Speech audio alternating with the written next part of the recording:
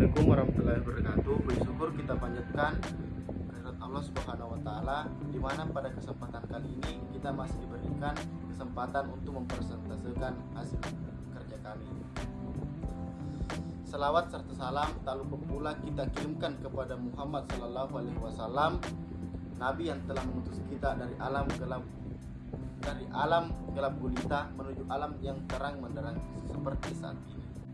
Pada kesempatan kali ini, kami dari kelompok 4 kelas jam 1F program studi manajemen Fakultas Ekonomi dan Bisnis Universitas Muhammadiyah Makassar ingin membahas bias dalam penilaian presentasi kerja dan cara meminimalisir efek bias dalam pemenuhan tugas mata kuliah manajemen sumber daya manusia.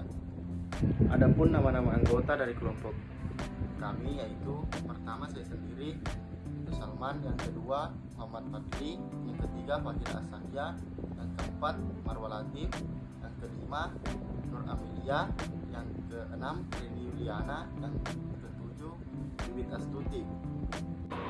Bias dalam penilaian prestasi kerja. Affinity bias.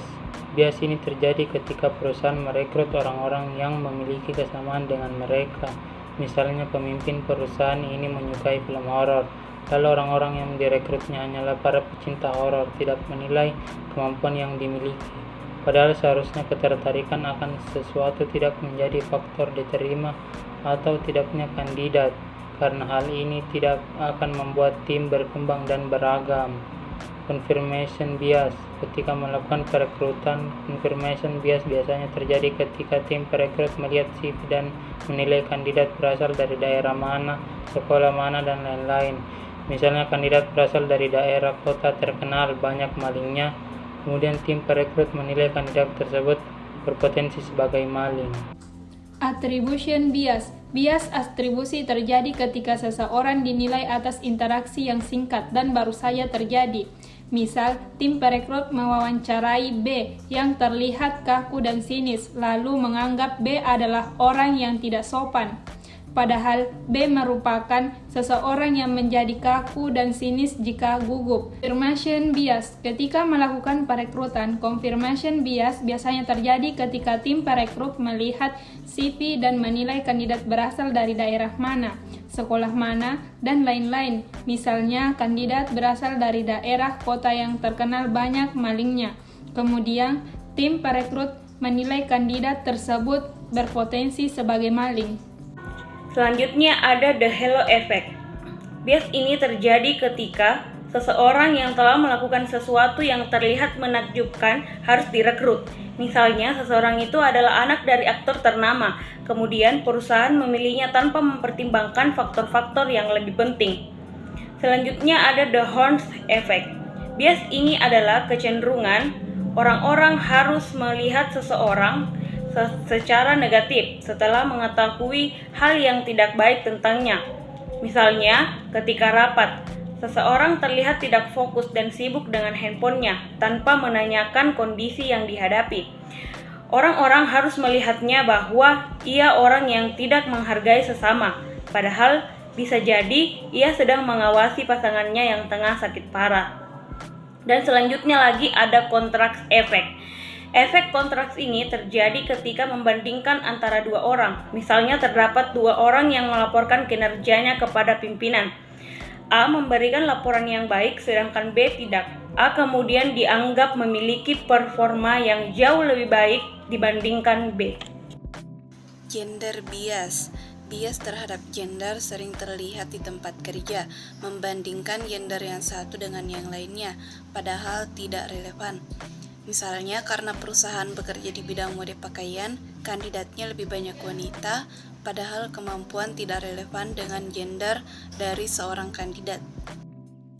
Ageisme. Bias tentang umur terjadi ketika perusahaan cenderung memiliki perasaan negatif terhadap seseorang berdasarkan umur mereka.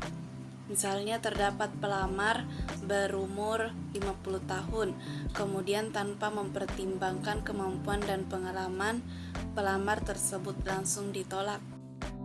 Nama bias. Nama terkadang bisa menjadi bias ketika misalnya terdapat pegawai yang memiliki suatu nama berkesan suatu daerah, ia bisa jadi diperlakukan tidak sama dengan pegawai lainnya. Beauty bias. Tidak jarang penampilan bisa mempengaruhi penilaian terlepas dari kemampuan yang dimiliki.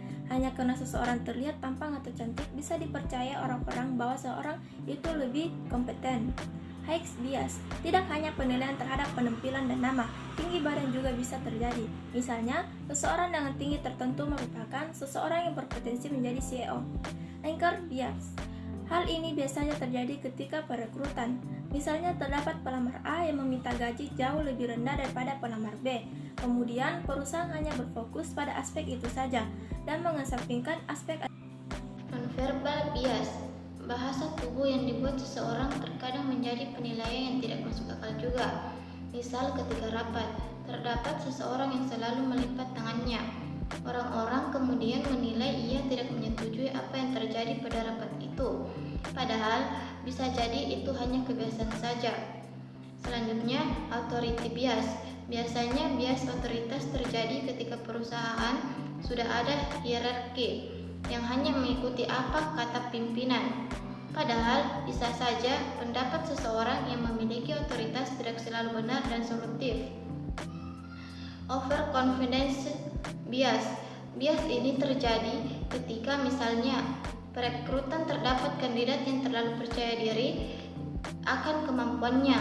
Hal ini membahayakan perusahaan karena bisa saja menimbulkan konflik yang tidak diperlukan. Mitigasi yang bisa digunakan untuk meminimalisir efek bias,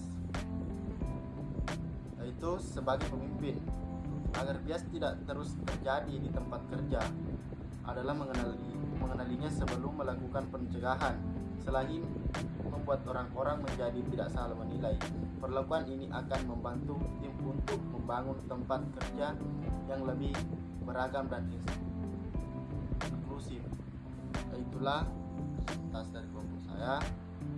Mohon maaf jika ada salah, karena kebenaran hanya milik Allah Subhanahu wa taala, kesalahan hanya milik saya sendiri dan kelompok saya. Terima kasih. Assalamualaikum warahmatullahi wabarakatuh.